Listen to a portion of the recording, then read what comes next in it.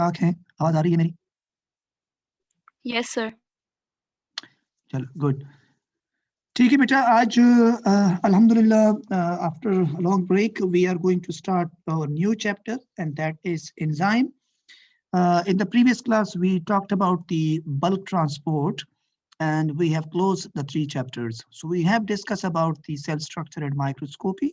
We talked about the biological molecules and we also talked about the biological membrane and cellular transport. So today we will discuss about the chapter enzymes. Uh, is it clear? Everything is okay? आवाज आ रही है? Right. Chale beta, so let me to share my previous lectures, and I'm also here with you people. Again, the same format. Please keep focus on the recorded lecture. Keep focus on the recorded lecture, and I'm here. And if you feel something uncomfortable or some problem or some maybe distortion, just raise your hand. I'm in here. I can watch you. So you can contact me immediately. So please uh, be patient and concentrate over here. And let me to acknowledge. Screen आपको मेरी नजर आना शुरू हो गई है? Yes, sir. ठीक है. And मैं जरा इसकी आवाज भी चला रहा हूँ. Is it audible? Right. So is it audible? So I'm going to share screen now. Yes, sir. Great. जी बेटा, मेरा स्क्रीन नजर आ गया आप लोगों को? Yes, sir. That's great. चलिए जी. So let's discuss about the enzymes. What are enzymes?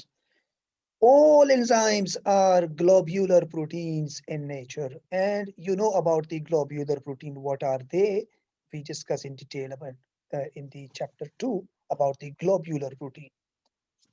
So most of the enzyme are tertiary proteins. A few are quaternary, and you know about this. ये जो हम पढ़ रहे हैं, ये क्या पढ़ रहे हैं? These are the characteristics of enzymes. कभी कभी सवाल आता है 4 या 5 मार्क का, discuss some important characteristics of enzymes. तो characteristics को फिर हम क्लासिफाई करते हैं enzyme के स्ट्रक्चर के साथ, उनके नेचर के साथ और उनकी फंक्शन के साथ. तो ये चीजें इनके साथ हम तकरीबन 7-8 पॉइंट्स हैं जो आपको मैं बताना चाह रहा हूँ. So, दो तो आपके सामने आ गए. All enzymes are globular protein in nature. Most of the enzymes are tertiary protein. Few are quaternary. Some of the enzymes are extracellular, while others are intracellular. मतलब क्या है? Extracellular का मतलब क्या होता है और intracellular का मतलब क्या होता है? Enzymes आपको सेल के अंदर भी मिलेंगे और सेल से बाहर भी मिलेंगे. जो सेल से बाहर है वो बेसिकली मेम्ब्रेन के थ्रू बाहर आ चुके होते हैं, क्योंकि एंजाइम्स बनेंगे कहाँ? ऑफ कोर्स बनेंगे तो सेल के अंदर ही. बनावट तो सेल के अंदर ही होगी, क्योंकि एंजाइम है क्या? एंजाइम्स आर प्रोटीन, और प्रोटीन आपको पता है कैसे बनते हैं, आपने पूरा पढ़ा था चैप्टर 1 में. यानी उसके लिए endoplasmic reticulum, rough endoplasmic reticulum, ribosome, और देन उसके बाद जो था वो गोल्जी बॉडी, और फिर वेसिकल्स में पैकिंग होती थी. तो ये सारा सब कुछ होगा सेल के अंदर. तो अगर हमें कुछ एंजाइम सेल के बाहर नजर आते हैं, इसका मतलब है कि वो सेल से डिफ्यूज होके बाहर आए हैं. अच्छा, अब एक वर्ड हम लोग यहाँ इस्तेमाल कर रहे हैं, इंट्रासेलुलर. इंट्रासेलुलर का मतलब होता है inside the cell. Never mix this word with intercellular. Intercellular का मतलब होता है दो सेल्स के बीच में, और इंट्रासेलुलर सेल के अंदर. तो एंजाइम सेल के अंदर भी हो सकते हैं और सेल से बाहर भी हो सकते हैं, लेकिन बनते हमेशा सेल के अंदर ही है. Enzymes are bigger protein molecules. बहुत बड़े मॉलिक्यूल होते हैं. They cannot cross the phospholipid bilayer, therefore release from the cell as bulk transport in the form of vesicle.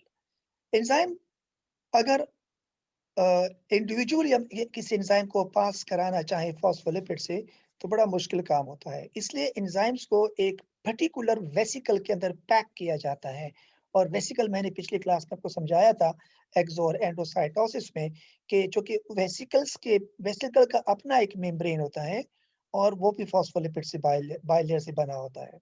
इसलिए ये मेम्ब्रेन जो हमारे प्लाज्मा का मेम्ब्रेन होता है उसमें मर्ज होता है और इस तरह एंजाइम्स को बाहर रिलीज कर देते हैं। तो एंजाइम चूंकि खुद प्रोटीन है और प्रोटीन जो है वो ज्यादातर पोलर होते हैं, इसलिए वो फॉस्फोलिपिड से पास नहीं हो सकते। न इनके लिए कोई ऐसा चैनल है, क्योंकि चैनल भी कुछ खास साइज के मॉलिक्यूल के लिए होते हैं। तो एंजाइम का जो इतना बड़े बड़े मॉलिक्यूल होते हैं, इनका मास बहुत ज्यादा होता है, इसलिए इनको वेसिकल के थ्रू ही ट्रांसपोर्ट किया जा सकता है। इसलिए हम कहते हैं कि they will be released by the process of exocytosis. Are you getting बेटा? Yes. ठीक है, Yes, sir. okay. Enzymes are biological catalyst. Enzyme क्या है? Biological catalyst है. Do you know the meaning of catalyst? क्या मतलब है नबील? Catalyst किसे कहते हैं? Sir, a substance that changes the rate of chemical reaction. Not change the rate of reaction. Speed up the rate of reaction. Change नहीं, change गलत है. Change का word नहीं लगाओगे यहाँ पे. Speed up. सही है सर. क्योंकि चेंज का मतलब तो ये हो सकता है स्लो भी किया जा सकता है। तो कैटलिस्ट कभी रेट स्लो नहीं करता, बल्कि हमेशा स्पीड अप करता है। जो स्लो करता है उसको कहते हैं इनहिबिटर, वो भी हम आगे पढ़ेंगे। तो यहाँ जब वर्ड लगाते हैं तो आप कहते हैं कि कैटलिस्ट जो है वो हमेशा रेट ऑफ रिएक्शन को स्पीड अप करते हैं। तो नबील क्या ये बता दे कि कैटलिस्ट में और एंजाइम में फिर क्या फर्क हुआ? सर कैटलिस्ट मतलब बायोलॉजी जो केमिकल रिएक्शंस को करते हैं वो उनको एंजाइम्स नहीं कहते, जो बायोकेमिकल रिएक्शंस को करते हैं उन्हें एंजाइम्स कहते हैं। मतलब आप ये कहना चाह रहे हैं कि अगर कोई ऐसे रिएक्शंस है जिसका ताल्लुक लाइफ प्रोसेसेस से हो, प्लांट्स हो, एनिमल्स हो, Yes. माइक्रो ऑर्गेनिजम्स हो, कोई भी लिविंग मीडियम हो, और उसमें जो कैटलिस्ट काम कर रहा होगा वो एंजाइम होगा, है? Yes, sir. अच्छा, मैं आपको जी बेटा, आप लोग समझ रहे हैं? कोई कंफ्यूजन तो अभी तक नहीं है? बेटा आप लोगों से पूछ रहा हूँ, वेल्स कॉलेज वाले से पूछ रहे हो, समझ रहे हो? Yes, Yes, sir. ठीक है, कोई भी कंफ्यूजन हो बेटा पूछ लिया करें, ठीक है? हाँ थोड़ा और अच्छा वर्ड बता दूं।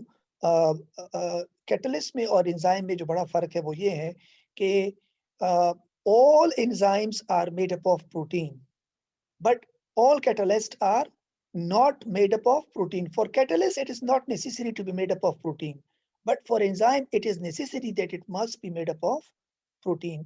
तो इसका मतलब यह है कि सारे एंजाइम कैटलिस्ट हो सकते हैं, लेकिन सारे कैटलिस्ट एंजाइम नहीं हो सकते। यानी हर एंजाइम को आप कैटलिस्ट कह सकते हो, लेकिन हर कैटलिस्ट को आप एंजाइम नहीं कह सकते। फॉर एग्जांपल, केमिस्ट्री में आप लोगों ने पढ़ा था कि सल्फ्यूरिक एसिड बनाने में वेनेडियम ऑक्साइड जो था वो एक कैटलिस्ट के तौर पे काम कर रहा था। तो वेनेडियम ऑक्साइड अब प्रोटीन तो नहीं है ना, उसको कैटलिस्ट तो कह सकते हैं, लेकिन एंजाइम थोड़ी कहेंगे। इसी तरह आप लोगों ने हाइड्रोजनेशन का जो एक प्रोसेस था, उसके अंदर आप लोगों ने जो है आयरन को अमोनिया के अंदर जो है आयरन को आप लोगों ने एज अ कैटलिस्ट लिया था शायद, जहाँ तक मुझे ख्याल पड़ता है। तो आयरन जो है वो Yes, sir. हाँ, अब आयरन जो है वो एक कैटलिस्ट तो हो सकता है, लेकिन आयरन प्रोटीन तो नहीं है, इसलिए उसको एंजाइम नहीं कह सकते। लेकिन किसी भी एंजाइम को आप कैटलिस्ट कह सकते हो। तो ये एक बड़ा फर्क है एंजाइम में और कैटलिस्ट में कि एक का ताल्लुक लाइफ प्रोसेसेस से होंगे, लिविंग ऑर्गेनिज्म से इसका ताल्लुक होता है, और दूसरा ये है कि प्रोटीन से भी बनना होना जरूरी है। जबकि कैटलिस्ट के लिए जरूरी नहीं है कि लाइफ प्रोसेस से हो, और ये भी जरूरी नहीं है कि वो प्रोटीन से बना हो। ठीक है, चले आगे चलते हैं। Yes, sir. They speed up the rate of a chemical reaction. इसलिए मैंने यहाँ पे जोर दिया है कि आप चेंज का वर्ड नहीं लगाओगे, speed up the rate of a chemical reaction. Enzymes do not change chemically at the end of the reaction. At the end of the reaction. Catalyst की खास बात ये भी होती है कि वो reactions को catalyze तो कर लेता है, लेकिन उनकी जो chemical properties है वो change नहीं होते। I mean, बाज़ वक़्त बच्चे कहते हैं कि जल्दी-जल्दी में डेफिनेशन दे देते हैं कि catalysts are those molecules which speed up the rate of reaction without being used in the chemical reaction. यानी वो खुद यूज नहीं होता। तो यूज का वर्ड तो आप नहीं लगा सकते, यूज तो हो रहा है वो। यूज इसे थोड़ी कहते हैं कि चीज खत्म हो गई तो वो यूज हुआ, नहीं, किसी चीज ने कोई रोल प्ले किया तब भी तो वो यूज हुआ है। तो हम यहाँ कहते हैं कि केमिकली चेंज नहीं होता, इसका मतलब है वो फिजिकली भी चेंज हो सकता है, फिजिकली भी चेंज हो सकता है। मतलब एंजाइम आपने एक सॉलिड फॉर्म में मिला, डाला था और आपको वापस वो पाउडर फॉर्म में मिला या लिक्विड फॉर्म में मिला, तो फिजिकल स्टेट तो चेंज हो सकता है, लेकिन केमिकली वो चेंज नहीं होता। तो ये 3 पॉइंट्स अगर मैं एक साथ मिला दूं, ये 3 पॉइंट, तो मैं कहूँगा enzymes are biological catalyst which speed up the rate of a chemical reaction without being chemically changed at the end of the reaction. तो ये comprehensive definition बच जाएगी एंजाइम की।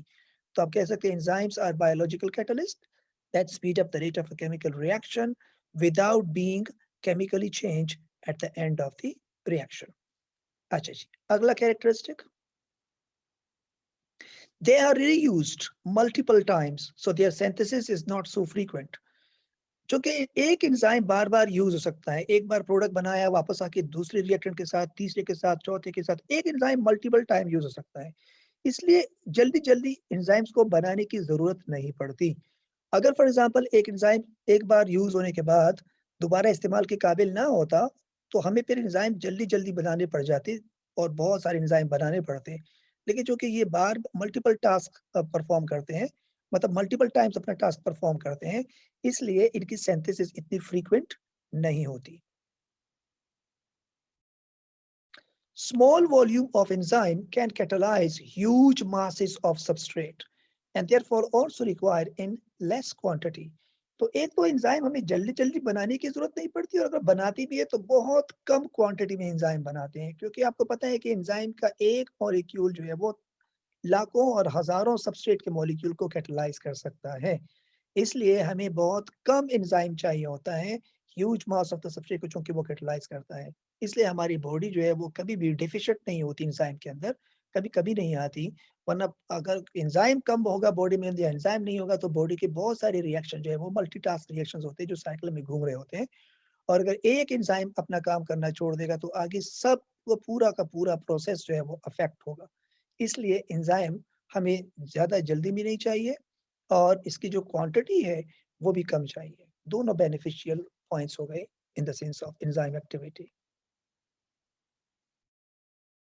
They lower the activation energy of a chemical reaction to start the reaction quickly. अच्छा जी, तो मैं किससे पूछूं यार, यहाँ जो मेरे पास बच्चे हैं, मैं इनमें से किसी एक से पूछता हूँ। उमैमा नूर बता दी कि मुझे एक्टिवेशन एनर्जी क्या होती है। उमैमा,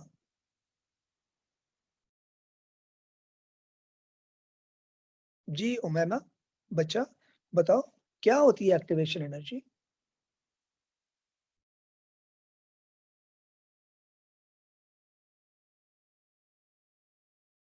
मिनाहिल जमील बता देगी। अच्छा, उमैमा ने जवाब दे दिया है, the energy needed to start a chemical reaction. ठीक है, तो नबील ये बताओ कि अगर एक्टिवेशन एनर्जी कम होगी तो रिएक्शन जल्दी स्टार्ट होगा या लेट स्टार्ट होगा। सर जल्दी होगा, क्योंकि ये वो एनर्जी है जो किसी भी रिएक्शन को स्टार्ट करने के लिए चाहिए होती है। अब अगर किसी रिएक्शन को स्टार्ट करने के लिए ज्यादा एनर्जी चाहिए होगी तो बड़ा मुश्किल होगा रिएक्शन को स्टार्ट करना, और अगर कम होगी तो फौरी तौर पे शुरू हो जाएगा। इसलिए एंजाइम के अंदर ये कमाल है कि ये एक्टिवेशन एनर्जी कम करता है। नबील ये बता सकते हो कि एक्टिवेशन एनर्जी की जरूरत क्यों पड़ती है। मसलन मैं कहता हूँ कि एक रिएक्टेंट मॉलिक्यूल है, जरा गौर से मेरा सवाल सुनिएगा। एक रिएक्टेंट मॉलिक्यूल है ए और दूसरा रिएक्टेंट मॉलिक्यूल है बी। इन दोनों को हम बना रहे हैं और हमारे पास जो प्रोडक्ट बन रहा है वो है सी। तो एक ही जो एनर्जी है, मैं एक्टिवेशन एनर्जी की बात नहीं कर रहा, मैं जनरल एनर्जी की बात कर रहा हूँ। एक ही जो एनर्जी है वो है 50 किलो जूल, बी की एनर्जी है 50 किलो जूल। तो ये कितनी हो जाएगी, 100 किलो जूल हो गई दोनों रिएक्टेंट के मिला के। जो प्रोडक्ट है उसकी जो एनर्जी है वो है 80 किलो जूल। 80 यानी रिएक्टेंट की एनर्जी से प्रोडक्ट की एनर्जी कम है। तो क्या आपको लगता है कि अभी भी हमें एक्टिवेशन एनर्जी की जरूरत पड़ेगी या नहीं, अब डायरेक्ट हो जाएगा रिएक्शन। नहीं सर खुद हो जाएगा। खुद हो जाएगा। क्यों खुद हो जाएगा, क्योंकि रिएक्टेंट की एनर्जी प्रोडक्ट से ज्यादा है। तो ये जो रिएक्शन है ये एक्सोथर्मिक है या एंडोथर्मिक है। नबील पता है एक्सोथर्मिक एंडोथर्मिक क्या होते हैं। एक्सोथर्मिक। हाँ, एक्सोथर्मिक क्यों है, क्योंकि रिएक्टेंट की एनर्जी सर प्रोडक्ट रिएक्टेंट से की ज्यादा। एंथैल्पी ज्यादा है। शाबाश। अच्छा, अब आपने कहा कि ये रिएक्शन खुद होगा, अल्लाह ना करे कि खुद हो, ऐसा कभी भी नहीं होगा। कोई रिएक्शन एक्सोथर्मिक हो या एंडोथर्मिक हो, दोनों केस के अंदर हमें एक्टिवेशन एनर्जी की जरूरत पड़ेगी। अगरचे रिएक्टेंट की एनर्जी प्रोडक्ट से ज्यादा भी होगी, तब भी हमें एक्टिवेशन एनर्जी प्रोवाइड करनी पड़ेगी। इसका सवाल ये है क्यों, ऐसा क्यों होगा, ऐसा क्यों होगा? सर कोलिजन इफेक्टिव हो इसलिए। तो कोलिजन इफेक्टिव तो 100 किलो जूल पे नहीं हो सकती क्या? उसमें भी हो सकते हैं, ज्यादा एनर्जी। मैं इसलिए बताना चाह रहा हूँ कि बाज़ औक़ात एग्जामिनर सवाल पूछता है कि एक्टिवेशन एनर्जी की सिग्निफिकेंस क्या है, इंपॉर्टेंस क्या है, एक्टिवेशन एनर्जी हमें क्यों चाहिए होती है। बेटा सब सुन लो प्लीज। एक्टिवेशन एनर्जी की मिसाल होती है एक बैरियर। बैरियर जानते हो, रुकावट। मसलन मैं आपसे ये कह रहा हूँ कि पेट्रोल है। अब पेट्रोल के अंदर अच्छी खासी एनर्जी है, अच्छी खासी एनर्जी है, लेकिन हमें पता कैसे चलेगा कि पेट्रोल के अंदर ज्यादा एनर्जी है? अब एक बॉटल के अंदर पानी है और एक बॉटल के अंदर पेट्रोल है, ठीक है जी, दोनों लिक्विड है, दोनों बॉटल आपके हाथ में है। अब आप दोनों को देख रहे हो, यार दोनों लिक्विड है, क्या आप कैसे फर्क पड़ता है कि इसमें एनर्जी क्यों ज्यादा है? तो उसका पता उस वक्त चलता है जब आप माचिस की तीली जला के उनके करीब लाके आते हो, तो बता देगा पानी उस माचिस की तीली को बुझा देगा और पेट्रोल भड़क उठेगा। क्यों? क्योंकि आपने वो जो माचिस की तीली के अंदर जो इग्निशन थी, जो हीट एनर्जी थी, वो एक्टिवेशन एनर्जी थी। तो पेट्रोल को ऑक्सीडाइज करने के लिए आपको थोड़ी सी एनर्जी देनी पड़ती है। अब जरा मुझे बताओ, अगर खुदा न खास्ता एक्टिवेशन एनर्जी ना होती और बगैर माचिस के, बगैर हीट एनर्जी की पेट्रोल आग पकड़ लेता, तो क्या ये हमारी जिंदगी में आसानी से हम पेट्रोल को रख सकते थे? जहां पेट्रोल निकलता वहां आग लग जाती, जहां नो पेट्रोल सर। वहां। तो इसलिए अल्लाह ताला ने चीजों के दरमियान एक बैरियर रखा है कि जब आप चाहें तो उस बैरियर को खत्म करें और अपने मकसद के लिए अपना अचीवमेंट या जो अपना टारगेट है वो पूरा करें। तो जब आपको जरूरत होगी आप एक्टिवेशन एनर्जी कम करके उस चीज को हासिल कर सकते हैं। जैसे कि मैं एक और मिसाल दे देता हूँ। फॉर एग्जांपल, आपकी लेबोरेटरी के अंदर बहुत सारे केमिकल्स हैं जो कि अलग अलग जगह पे पड़े हुए हैं। अब आप सोडियम की मिसाल लें। सोडियम इतना अजीब केमिकल है, इसको पानी में फेंकेंगे तो आग लग जाती है और धमाका होता है पूरा। अब आप सोडियम को हमने किस चीज के अंदर रखा होता है? ऑयल के अंदर रखा होता है। क्यों? क्योंकि हवा के अंदर भी तो मॉइस्चर होते हैं ना, और वो अगर ज्यादा हवा में डेंस मॉइस्चर है, वो सोडियम के साथ रिएक्ट करेगा तो वो उसको जला देगा, वो खत्म हो सकता है। इसलिए उसको हम एक ऑयल के अंदर बंद करके रखते हैं ताकि उसको वो एक्टिवेशन एनर्जी ना मिले रिएक्शन के लिए। या एक और मिसाल मैं आपको देता हूँ। आप कभी एक शॉपकीपर से मिल्क खरीदते हैं, दूध एक थैली के अंदर लेके आते हैं शाम को, और आप इसको फ्रिज में रखते हैं, बिल्कुल ताकि वो फ्रीज हो जाए।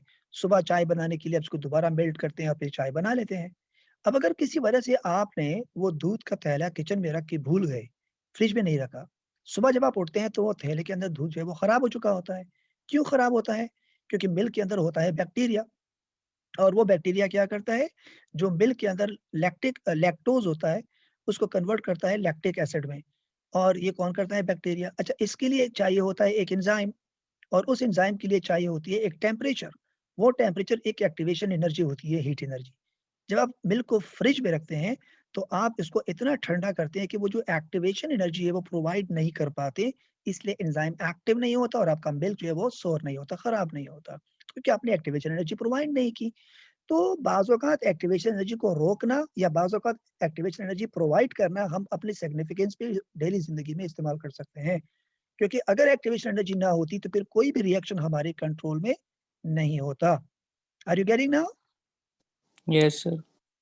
चलिए, तो एंजाइम क्या करता है? एक्टिवेशन एनर्जी को कम करता है। जब आपको ज़रूरत हो कि किसी रिएक्शन को तेज़ कराना हो और आपको जल्दी कराना हो, तो आप एंजाइम प्रोवाइड करते हैं, तो वो उस रिएक्शन को तेज़ कर देगा, एक्टिवेशन एनर्जी के बैरियर को कम कर देगा। अच्छा जी, तो उसके जो अभी नबील मैंने आपसे सवाल पूछा था कि अगर रिएक्टेंट की एनर्जी 100 किलो जूल हो और प्रोडक्ट की एनर्जी 80 किलो जूल हो। अब इस केस के अंदर भी आपने एक्टिवेशन एनर्जी प्रोवाइड कर दी 10 kilo joule. For example 10 kilo joule आपने एक्टिवेशन एनर्जी प्रोवाइड की, तो टोटल एनर्जी रिएक्टेंट साइड पे कितनी हो गई अब? 110 हो गई, और प्रोडक्ट कितना है? 80 किलो जूल। तो कितनी एनर्जी रिलीज होगी? 30 किलो जूल। 30। 30। अब इस 30 किलो जूल में 20 तो ओरिजिनल है, जो डिफरेंस था, एंथैल्पी जिसे कहते हैं। लेकिन जो 10 किलो जूल है वो आपने एक्स्ट्रा प्रोवाइड की थी, वो भी रिलीज हो जाएगी। तो एक्टिवेशन एनर्जी आपने प्रोवाइड की, वो बात भी रिलीज भी हो जाएगी, लेकिन उसका फायदा ये होगा कि उसने केमिकल रिएक्शन को प्रोसीड करवाया। बात समझ रहे हो? यस।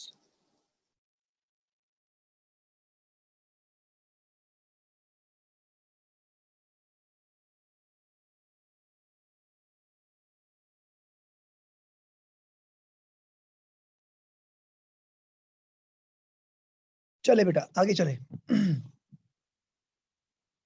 कोई सवाल यहाँ पे है एक्टिवेशन एनर्जी के हवाले से, किसी को क्लियर ना हो? No sir. और बच्चे बाकी सब उमैमा वगैरह जो बाकी बच्चे हैं, अगर एक्टिवेशन एनर्जी पे कोई क्वेश्चंस करना है तो पूछ लीजिएगा। शाज़मीन, आपने अभी एक्सप्लेन की ना एग्जांपल, वो आप फिर से बता दें। कौन सी एग्जांपल? एक्टिवेशन एनर्जी प्रोवाइड की। बेटा मैंने तुमसे तीन चार एग्जांपल दिए ना, तो एक को अगर आप कोट कर देंगे कौन सा वाला बता दूं? नहीं सर, आपने अभी जो लास्ट में बात बताई कि इतनी एक्टिवेशन एनर्जी ऑलरेडी प्रेजेंट थी और फिर हमने ज्यादा हाँ ठीक है। अनम, मैंने ये कहा कि अगर दो रिएक्टेंट है ए और बी, आपस में रिएक्ट कर रहे हैं और एक प्रोडक्ट बना रहे हैं सी, और दोनों रिएक्टेंट की एनर्जी मिला के कितनी है, यानी रिएक्टेंट की जो रिएक्ट कर रहे हैं उनकी एनर्जी है टोटल 100 किलो जूल, और जो हमारे पास प्रोडक्ट है उसकी एनर्जी है 80 किलो जूल। तो हम तो ये कहेंगे यार रिएक्टेंट की एनर्जी ज्यादा है, खुद ब खुद रिएक्शन होना चाहिए, लेकिन ऐसा नहीं है, हमें फिर भी एनर्जी चाहिए होगी। एक्टिवेशन एनर्जी हमने प्रोवाइड की 10 किलो जूल, तो 10 किलो जूल हमने प्रोवाइड की और 100 किलो जूल ऑलरेडी रिएक्टेंट के पास थी, तो 110 किलो जूल हो गई। प्रोडक्ट जो बन रहा है उसकी एनर्जी होती है 80 किलो जूल, तो 80 और 110 में फर्क कितना है? 30। तो 30 में से 20 तो ओरिजिनल जो डिफरेंस था वो है, वो रिलीज हो जाएगी, और जो 10 किलो जूल आपने एक्स्ट्रा एनर्जी दी थी एक्टिवेशन एनर्जी, वो भी रिलीज हो जाएगी। तो मतलब ये है कि एक्टिवेशन एनर्जी हम जब प्रोवाइड करते हैं तो वो हमें वापस दोबारा फिर रिलीज भी हो जाती है, लेकिन वो रिएक्शन को प्रोसीड करने में यूज होती है। अनम, यस सर, समझ आ गया। चले अब आगे चलते हैं। अच्छा जी, enzymes are very specific in their action. Nabeel, क्या मतलब? सर वो स्पेसिफिक सबस्ट्रेट पे एक्ट करते हैं। शाबाश। ऐसा नहीं है कि कोई एंजाइम किसी भी रिएक्शन में काम कर लेगा, हर रिएक्शन के सबस्ट्रेट के लिए एंजाइम स्पेसिफिक होता है। अच्छा, एक और point, produce and release only when they are needed. ये भी बड़ी इंपॉर्टेंट बात है। एंजाइम हर वक्त हमारे सेल्स के अंदर या बॉडी के अंदर नहीं होते, ये सिर्फ उस वक्त बनते हैं और रिलीज होते हैं जब इनकी जरूरत पड़ती है। मसलन एक आदमी है, उसने बहुत सारा मीट खाया, गोश्त खाया, मीट के अंदर क्या होता है? ज्यादा प्रोटीन होता है, तो ऑटोमेटिकली उसके जो सेल्स है उनके अंदर primary protein, secondary protein, tertiary protein बनना शुरू हो जाएंगे और एंजाइम प्रोटीएज बनना शुरू हो जाएगा and it will be release by exocytosis. तो enzymes can only be produced and released when they are needed. Abdul Hadi ये सारे याद करें, ठीक है? याद करना क्या मतलब है यार, तुम थोड़ा बड़े हो जाओ, याद करना थोड़ी होता है, समझना होता है चीजों को। अभी रट्टा वट्टे का टाइम तो नहीं है ना, ये समझना है। अच्छा जी, देन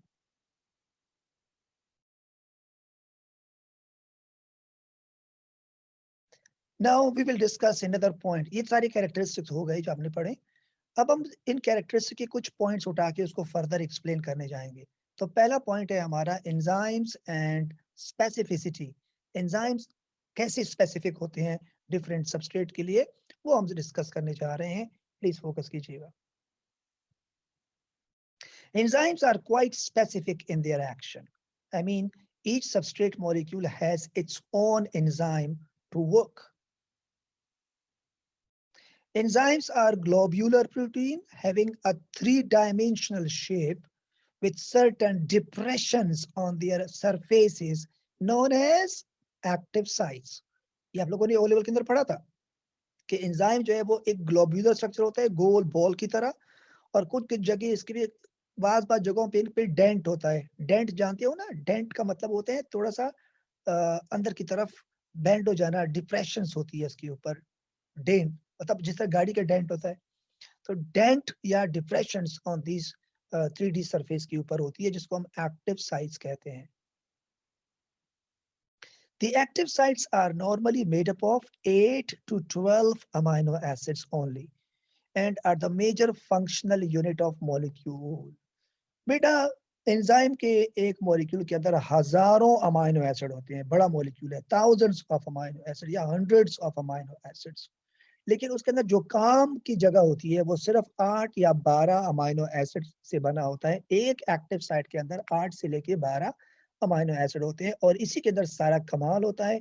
यही इसका फंक्शनल यूनिट है। फंक्शनल यूनिट का मतलब पूरे एंजाइम को आप ऐसे ले लो जैसे कि एक प्लेन, एक जहाज, और एक्टिव साइट को ऐसे ले लो जैसे उसका इंजन। यानी पूरी जहाज का जो असल चीज है वो इसका इंजन है, जो जहाज को उड़ाता है, चलाता है, भगाता है। बाकी तो पूरी बॉडी है, वो तो ऐसे डिजाइन की गई है, वो तो किसके साथ भी डिजाइन करो, उससे फर्क नहीं पड़ता। तो पूरे अमाइनो, पूरी प्रोटीन या पूरी एंजाइम्स की इतनी इंपॉर्टेंस नहीं होती। अगर बाकी कहीं जगह अमाइनो एसिड चेंज भी हो जाए आगे पीछे तो वो एंजाइम पे कोई इतना फर्क नहीं डालता। लेकिन अगर एक्टिव साइट के अंदर एक भी अमाइनो एसिड चेंज हुआ तो एंजाइम का पूरा फंक्शन चेंज हो जाएगा। और ये भी याद रखो कि एक एंजाइम के ऊपर एक अमाइनो एसिड, एक एंजाइम के ऊपर एक एक्टिव साइट नहीं होता।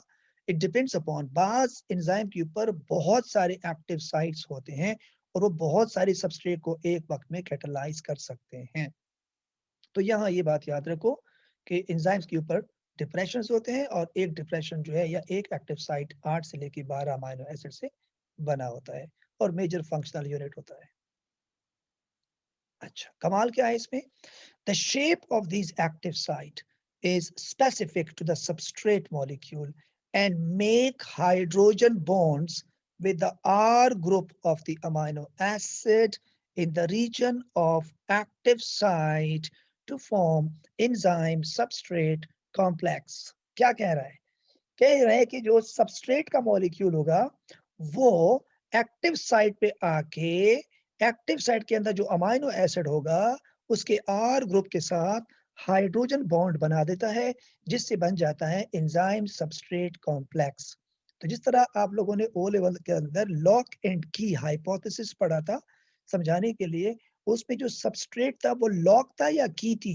नबील, सबस्ट्रेट इज लॉक और की? की Substrate is a key and enzyme is a lock.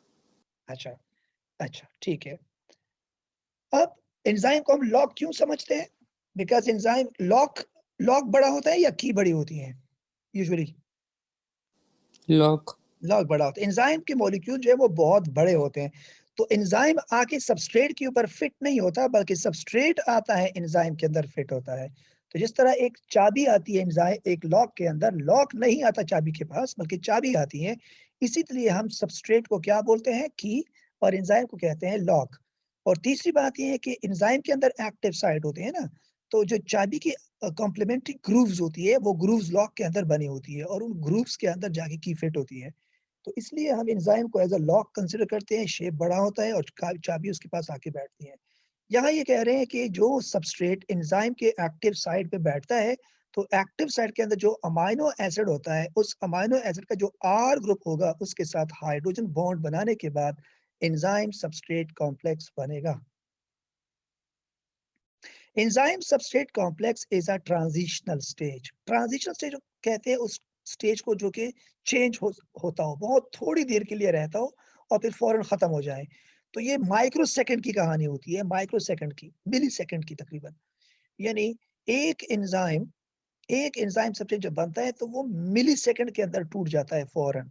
Is a transitional stage and remain for a short period of time to release the molecules as a product from the active site of the enzyme.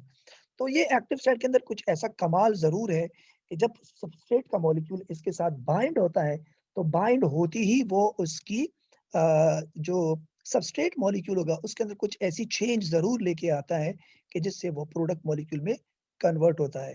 और जब वो product form में convert हो जाएगा तो product तो non complementary होते हैं एक्टिव साइट के लिए, वो बाइंड नहीं हो सकता, इसलिए वो फौरी तौर पे रिलीज हो जाता है। तो प्रोडक्ट मॉलिक्यूल फौरन रिलीज हो जाता है, सबस्ट्रेट को छोड़ देता है। अच्छा, एक बात मैं यहाँ बताना चाहूंगा कि बाज़ औक़ात ये भी होता है कि जो सबस्ट्रेट एंजाइम के साथ बाइंड होता है तो एंजाइम का जो एक्टिव साइट है उसके अंदर की थोड़ी सी चेंज आती है। चेंज क्यों आती है? क्योंकि वो अपना काम करना शुरू कर लेता है। तो जिस एंजाइम के ऊपर सबस्ट्रेट ऐड नहीं होता उसका एक्टिव साइट, और जिसके ऊपर सबस्ट्रेट ऐड होता है, अगर आप उसी एंजाइम के दोनों कंडीशन देके एक वक्त जब वो काम नहीं कर रहा है, एक वक्त जब वो काम कर रहा है, तो आपको इसके एक्टिव साइट के अंदर भी थोड़ा सा फर्क नजर आ रहा होगा। इसलिए कहते हैं कि सबस्ट्रेट जो है वो एंजाइम के एक्टिव साइट के अंदर थोड़ा सा फर्क लेके आते हैं और जिससे वो सबस्ट्रेट मॉलिक्यूल को तोड़ देते हैं। आर यू गेटिंग बेटा? कोई यस सवाल, सर। कोई सवाल, कोई क्वेश्चन हो तो पूछ सकते हो। चले, नबील समझ रहे हो? आगे चले। Yes sir. सर ये ट्रांजिशनल स्टेज क्या होती है? ट्रांजिशनल ट्रांजिशन से का मतलब होता है for a short period of time. कोई भी चीज अगर कोई शेप है जो कि थोड़ी देर के लिए रहे और फिर फौरन चेंज हो जाए, उसको हम ट्रांजिशनल स्टेज कहते हैं।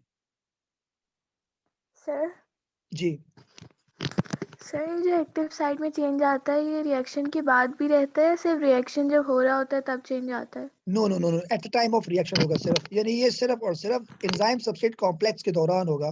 जो ही प्रोडक्ट रिलीज होएगा वो वापस नॉर्मल पे आ जाएगा। ओके।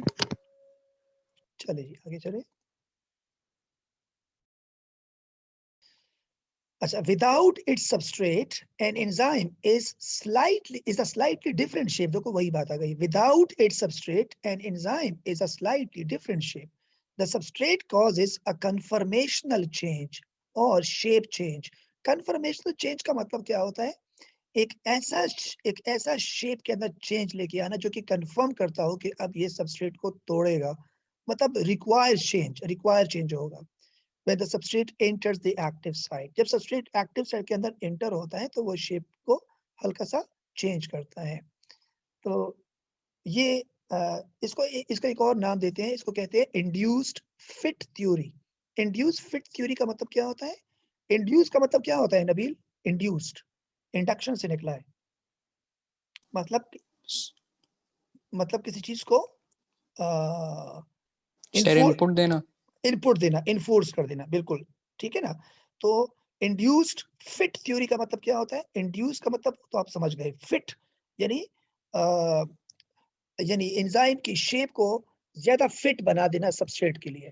कह रहे हैं कि एंजाइम का जो शेप होता है वो सबस्ट्रेट के लिए कॉम्प्लीमेंट्री तो होता है, लेकिन इतना ज्यादा कॉम्प्लीमेंट्री नहीं होता। लेकिन जब सबस्ट्रेट करीब आता है तो वो इसके शेप को और ज्यादा स्पेसिफिक बना देता है।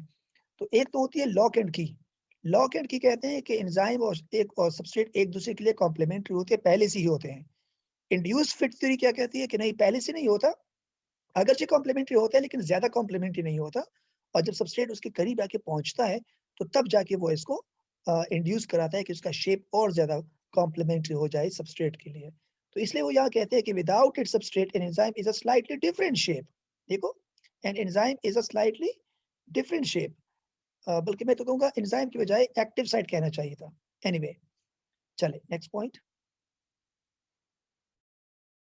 अब देखिए, the kinetic energy of both the substrate and enzyme molecule increases with a decrease in the activation energy during this transitional stage.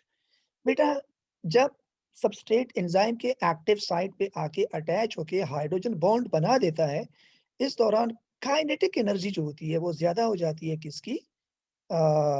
दोनों की, सबस्ट्रेट की भी और एंजाइम की। यानी वो they are tends to move, vibrate करना शुरू करते हैं बहुत तेजी से, लेकिन उनकी जो एक्टिवेशन एनर्जी होती है वो कम होती है।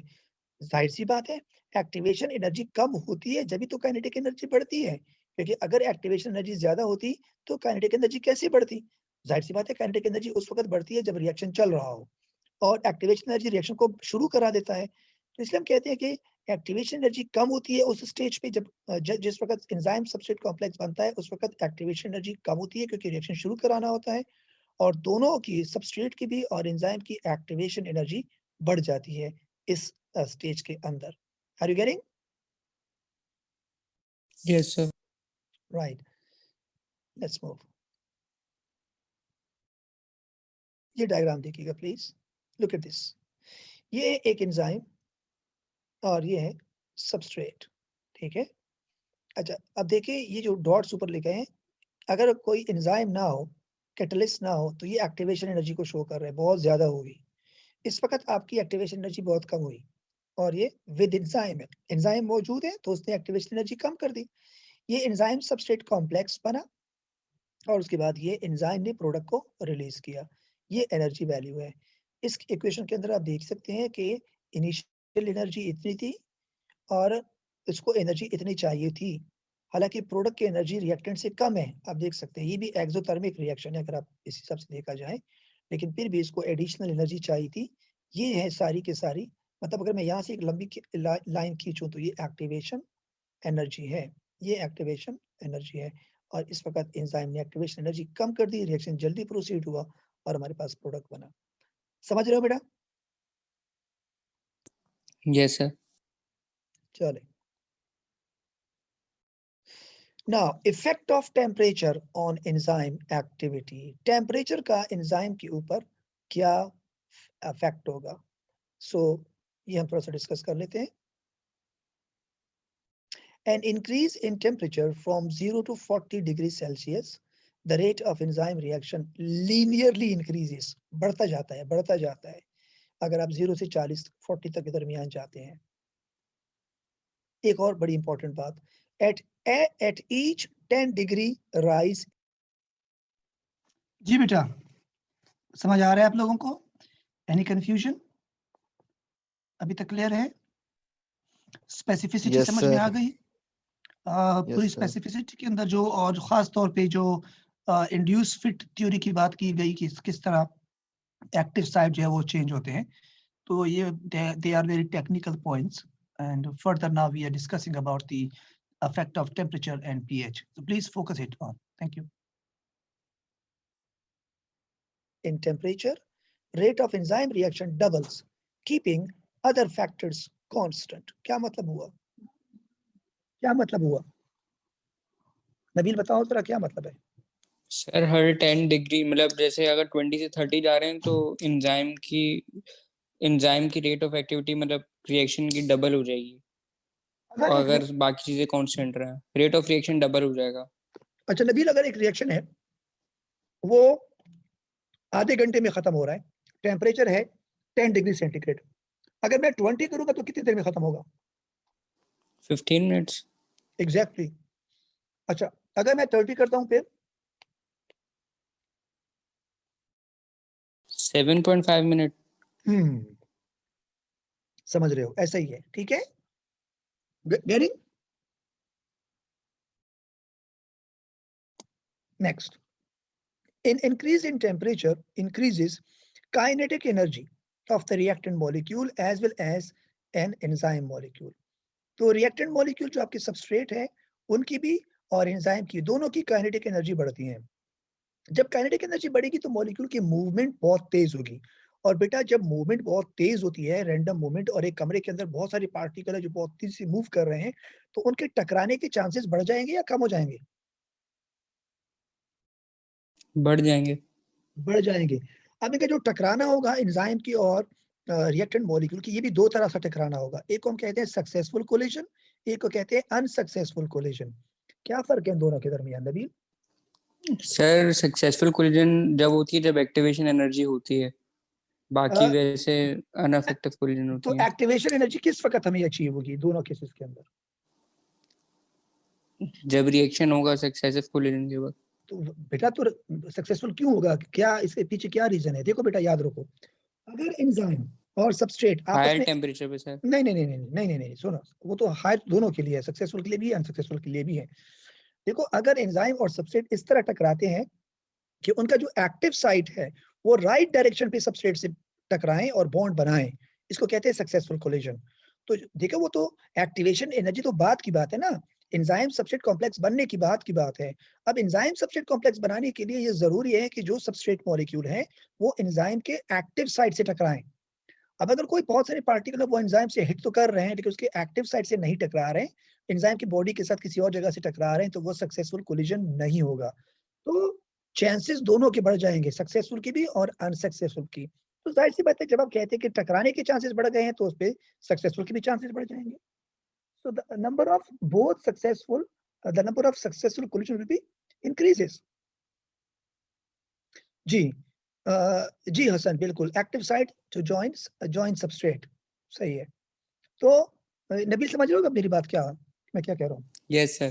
तो जितने आप टेम्परेचर बढ़ाओगे, रैंडम मूवमेंट बढ़ेगी, रैंडम मूवमेंट से क्या होगा, कोलिजन के चांसेस बढ़ेंगे, कोलिजन के चांसेस बढ़ेंगे तो सक्सेसफुल नंबर ऑफ कोलिजन भी बढ़ जाएंगे, जिससे एंजाइम सबस्ट्रेट कॉम्प्लेक्स बनेगा। The molecule move faster and randomly increase chances of successful collision between the substrate molecule. अगर आपने यहाँ पे ऐसे लिख दिया ए लेवल में, between the substrate molecule and the enzyme, तो एग्जामिनर आपको मार्क नहीं देगा। याद रखिएगा, बहुत सेंसिटिव केस है ये, यहाँ आपने वर्ड लिखना होगा एक्टिव साइट्स, वरना मार्क नहीं मिलेगा। Successful collision between the substrate molecule and the active sites of the enzyme, जब इसको सक्सेसफुल कोलिजन कहते हैं। More enzyme substrate complex are formed. अगर आगे मैं ये नहीं लिखता पर यूनिट टाइम तो फिर भी गलत था। मोर थोड़ी होगा, वो तो जितने सबस्ट्रेट एंजाइम है उतनी ही बनेंगे, लेकिन पर यूनिट टाइम का मतलब है रेट, जल्दी जल्दी बनेंगे। More substrate complexes are formed per unit time and so more product is formed per unit time, मतलब higher rate of reaction. Of course आपने जितना रिएक्टेंट डाला है प्रोडक्ट तो उतना ही बनेगा, ज्यादा नहीं बनेगा, लेकिन जल्दी बनेगा, पर यूनिट टाइम में ज्यादा प्रोडक्ट मिलेगा आपको, रेट ऑफ रिएक्शन आपका बढ़ जाएगा। अगर आप टेम्परेचर बढ़ाते हो, नंबर ऑफ सक्सेसफुल कोलिजन बढ़ेंगे, enzyme substrate complex per unit time ज्यादा बनेंगे और आपके प्रोडक्ट भी पर यूनिट टाइम ज्यादा बनेंगे। The rate of enzyme reaction gradually slows down by increasing the temperature beyond optimum, which is 40 degree centigrade. ऐसा क्यों होता है नबील? सर डीनेचरिंग स्टार्ट हो जाती है। डीनेचर किस वजह से होती है बेटा? सर जब एक्टिव साइट का शेप मतलब सब बिगड़ जाता है, फिर वो कॉम्प्लीमेंट्री नहीं रहता सेपरेट के लिए। तो ये एक्टिव साइट का शेप क्यों बिगड़ता है? सर हाई टेम्परेचर जब होता है तब होता है। नबील, आपने बॉन्डिंग पढ़ी थी? Yes sir. तो कौन से बॉन्ड टूटेंगे? सर प्रोटीन के पेप्टाइड बॉन्ड्स। ना बेटा, ना बेटा, ना बेटा, बिल्कुल है। हीट सेंसिटिव बॉन्ड कौन सा बताया था मैंने आप लोगों को बॉन्डिंग में? Hydrogen bond. हाँ बेटा, भूल गए? देखो ना, अब आप तो ए लेवल पढ़ रहे हो ना, उसमें आपको पूरा एक्सप्लेन करना है। देखो लिखा हुआ है, at higher temperature the hydrogen bonds in the protein molecule starts to break down, which leads to denaturation of enzyme due to the disruption of active sites. अच्छा, ये बॉन्ड भी अगर वो वाली टूट जाए जो कि कहाँ हो, जो कि एक्टिव साइट पे हो, तब जाके डीनेचर होगा। अगर किसी और जगह टूटते हैं तो फिर इतना जल्दी डीनेचर नहीं होगा। Further increase in temperature may stop the chemical reaction because enzymes now completely denature. पहले तो थोड़ा सा denature हुआ था, completely, as all active sites become disrupted due to the breaking of hydrogen bonds. बेटा clear है? Yes sir. So they are no longer available for the substrate molecule to bind, and we say that the enzyme is now completely denatured. Look at this graph. तो ये है graph enzyme activity का और temperature का। जी बेटा, so this is all about the effect of temperature on the enzyme activity, and we have discussed in quite detail about the reason of denaturation. And since you know enzymes are globular protein, and in globular protein we have all kinds of bonding as we have discussed in the biological molecules. I told you about the disulfide bridge, hydrogen bonding, ionic bond, and so on, hydrophobic interaction as well. So when you are going to increase the temperature, the hydrogen bonds, which are present a large number in the protein globular shape, they are become disoriented. So once the protein molecule have been disrupted, and if these hydrogen bonds affect the site, which is known as the active site of the enzyme, then the enzyme become denatured. याद रखिएगा, बाज़ वक़्त ऐसा होता है कि bonds टूट जाते हैं हाइड्रोजन, लेकिन एंजाइम फिर भी काम कर रहा होता है। हम कहते हैं इट्स पार्शियल डिनेचरेशन। तो एंजाइम कभी ऐसा भी होता है कि कंप्लीटली डिनेचर होता है, कभी पार्शियली डिनेचर होता है। पार्शियली का मतलब ये होता है कि सारे एक्टिव साइट नहीं खराब होती, कुछ एक्टिव साइट काम कर रहे होते हैं, depends upon the number of hydrogen bond which have been disrupted. So this is the story of the enzyme specificity and the effect of temperature on the enzyme activity. And we also discuss about some characteristic feature of enzymes. So this is the today lecture, and inshallah, from tomorrow we will proceed it on the effect of pH and some other thing among the enzyme substrate concentration. But it's a humble request, so please don't lose your class because it's very, very, very, very important lectures. It's very confusing, especially tomorrow and day after tomorrow. Lectures are very important. So thank you very much, and then see you in the next class. Take care. Allah Hafiz. Sir Yes, beta. Sir आपने cell membrane और transport का PDF नहीं भेजा, आप भेजेंगे please? चलिए मैं भेज देता हूँ, अभी भेज देता हूँ बेटा, ठीक है।